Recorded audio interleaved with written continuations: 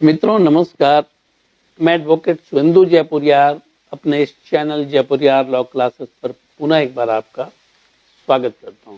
मित्रों, आज मैं एक बहुत ही इम्पोर्टेंट केस से संबंधित जो जजमेंट है और जो प्रोविजंस है उसकी बात यहां पर करने के लिए आया हूं, और यह है एनडीपीएस एक्ट।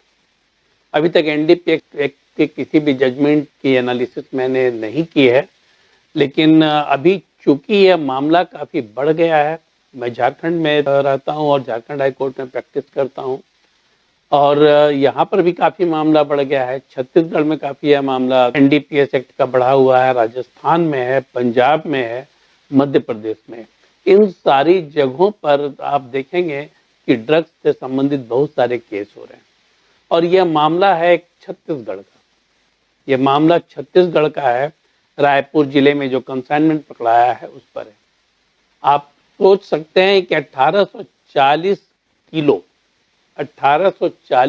किलो गांजा एक ट्रक में छिपाकर ले जाया जा रहा था, और वह पकड़ाया। और वह पकड़ाने के बावजूद प्रोसीजरल एरर होने के कारण कैसे रिहा हो गया, इसकी चर्चा मैं यहाँ पर करूँगा। कैसे पुलिस की लापरवाही के चलते, कैसे पुलिस की गलती के चलते और वो प्रोसीजर को फॉलो नहीं करने के चलते वह जो अभियुक्त थे वह रिहा हो गए, इसकी चर्चा मैं यहाँ पर करने जा रहा हूँ। तो मित्रों, यह घटना है छत्तीसगढ़ की, जैसा कि मैंने आप लोगों को बताया, और इससे संबंधित जो जजमेंट है जिसमें लोअर कोर्ट से सजा हुई, वह सजा हुई है 2023 में, और हाई कोर्ट में इसकी अपील भी 2024 में, और 2024 में अपील में यह जो 3 अपील एक ही साथ थी, वह तीनों अपील को अलाउ कर दिया गया। अर्थात जो अभियुक्त थे, जो आरोपी थे, उन तीनों को रिहा कर दिया गया। घटना का डिस्क्रिप्शन मैं आप लोगों को दे दूं। एक ट्रक जो है वह आ रहा था राजमुंद्री आंध्र प्रदेश से यूपी के लिए, राजमुंद्री आंध्र प्रदेश से यूपी के लिए, और वह छत्तीसगढ़ होकर गुजरता है, रायपुर होकर वह उसे गुजरना था क्योंकि रूट वही है। वहां पर रायपुर पुलिस वालों को यह पता चला कि इस पर ड्रग की एक बड़ी खेप आ रही है, गांजा की एक बड़ी खेप आ रही है, और वो मादक पदार्थ की एक बड़ी खेप आ रही है।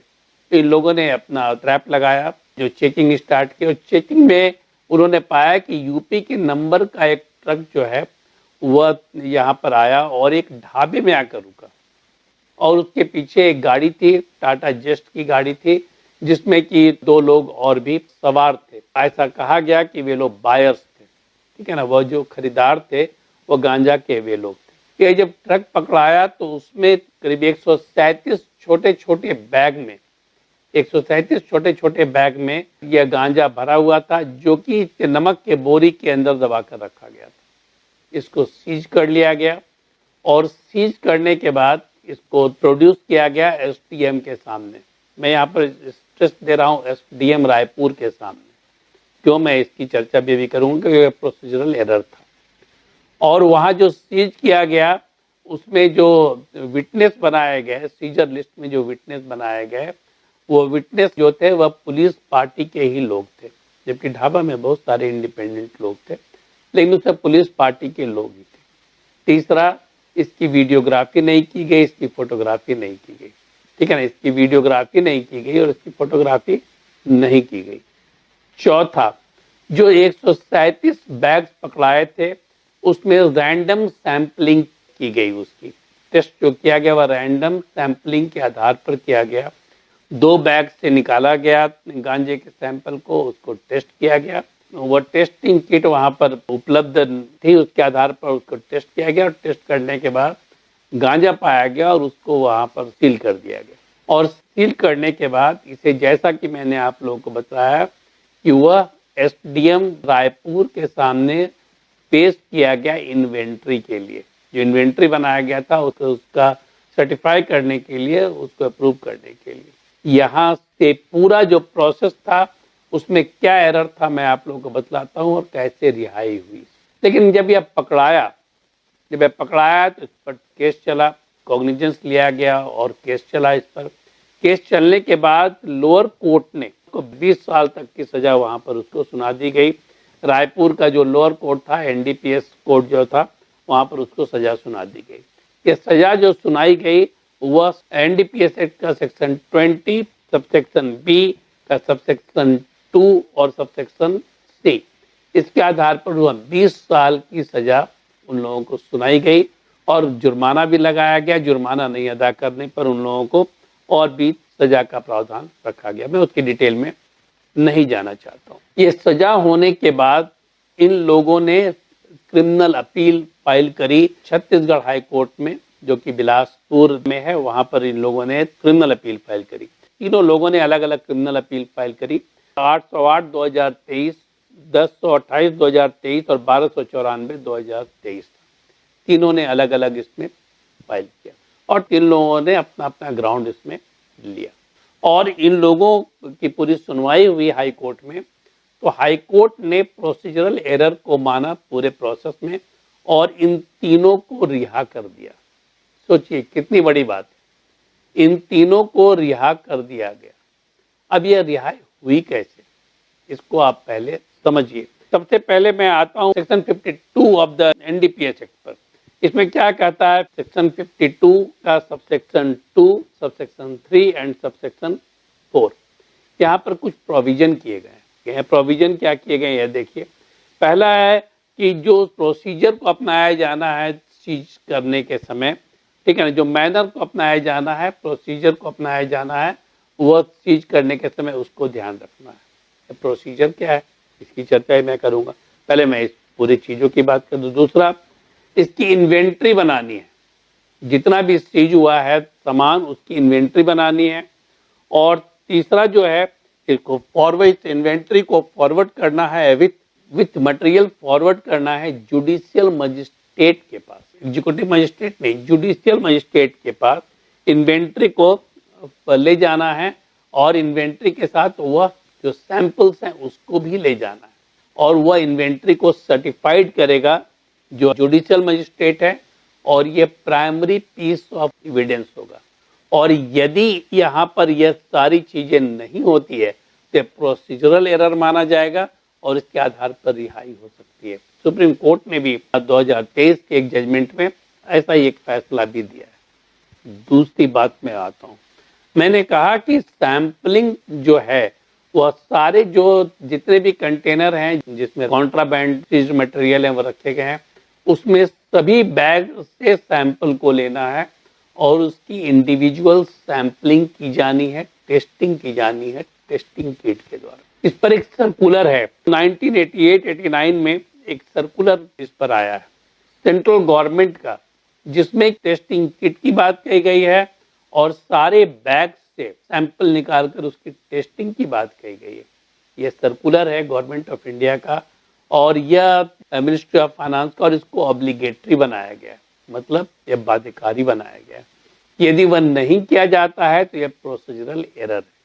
और अभी मैंने जो आप लोगों को सेक्शन 52, सबसेक्शन 2, सबसेक्शन 3, सबसेक्शन 4 की जो मैंने बात कही है एनडीपीएस एक्ट की, उसे भी ऑब्लिगेटरी बनाया गया है एक नोटिफिकेशन द्वारा, भारत सरकार के द्वारा जारी एक नोटिफिकेशन के द्वारा। और ये नोटिफिकेशन आया है 23/12/2022 को आया है और इसके द्वारा जो प्रोसीजर है, जो प्रोसीजर को फॉलो करना है 52 के तहत, उसको ऑब्लिगेटरी बनाया है और मजिस्ट्रेट के सामने तो उसको पेश किया जाना है, यह भी ऑब्लिगेटरी है और उनसे सर्टिफिकेट लेना है। फिर मैं रिपीट कर रहा हूँ, एग्जीक्यूटिव मजिस्ट्रेट नहीं, जुडिशियल मजिस्ट्रेट, क्योंकि यही गलती रायपुर पुलिस ने की थी जिसके चलते रिहाई हुई। अब मित्रों मैं आपको बता दूं कि section 52, subsection 2, subsection 3 and subsection 4 है, उस पर सुप्रीम कोर्ट का भी एक जजमेंट है जिसमें प्रोसीजरल एरर के आधार पर, प्रोसीजर को फॉलो नहीं करने के आधार पर व्यक्ति की रिहाई दी गई है।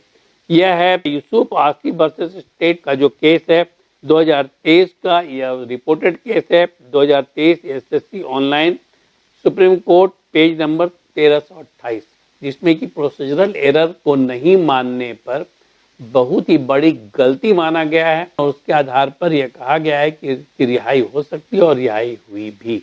तो यहाँ पर यह केस है। अब मैं आपको बताता हूँ कि छत्तीसगढ़ पुलिस ने क्या क्या गलतियां की। ठीक है ना। छत्तीसगढ़ पुलिस ने क्या क्या गलतियां की। पहला, जब उसने ट्रक को पकड़ा और जब सामान की टेस्टिंग की तो टेस्टिंग पहला रैंडम सैंपलिंग की, जैसा कि मैंने आप लोगों को पहले बताया। यह पहली गलती थी। दूसरी गलती थी कि जो पंचनामा बनाया, जो दूसरी गलती जो थी, पंचनामा जो बनाया, जो सीजर लिस्ट पर जो हस्ताक्षर इन पंचनामा पर लिया वो सिर्फ पुलिस वालों का लिया, जबकि इसमें स्वतंत्र गवाह से हस्ताक्षर को लेना आवश्यक था। ये मैंडेटरी था, यह मैंडेटरी था, क्योंकि पुलिस पार्टी के लोग जिन्होंने रेड किया है और वही तो उस पर साइन कर रहे हैं, तो जो पुलिस का वर्जन है वही गवाह का वर्जन होगा, तो ये गवाह तो पुलिस ही है। ठीक है, तो ये दूसरी गलती थी। और तीसरी गलती थी वह थी कि जो इन्वेंट्री बनाया गया, उस इन्वेंट्री को सैंपल के साथ मजिस्ट्रेट के सामने, जुडिशियल मजिस्ट्रेट के सामने पेश नहीं किया गया, बल्कि उसे पेश किया गया एसडीएम रायपुर के सामने, जो कि एग्जीक्यूटिव मजिस्ट्रेट होता है।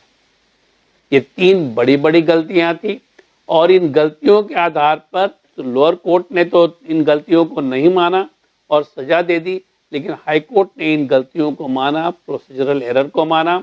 यूनियन ऑफ इंडिया के सर्कुलर को मद्देनजर रखते हुए, नोटिफिकेशन को मद्देनजर रखते हुए और एनडीपीएस एक्ट के प्रोविजन को मद्देनजर रखते हुए जो आरोपी थे इन तीनों को रिहा कर दिया।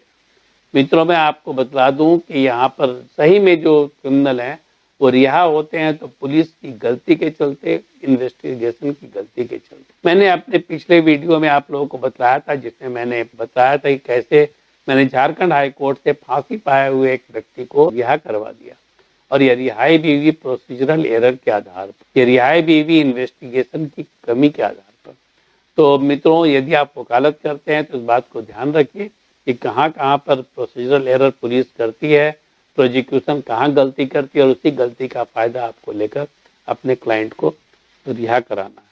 मैं उम्मीद करता हूँ कि आप लोगों को यह वीडियो पसंद आया होगा, और पसंद आया तो इसे लाइक करें, शेयर करें और इस चैनल को सब्सक्राइब जरूर करें। धन्यवाद।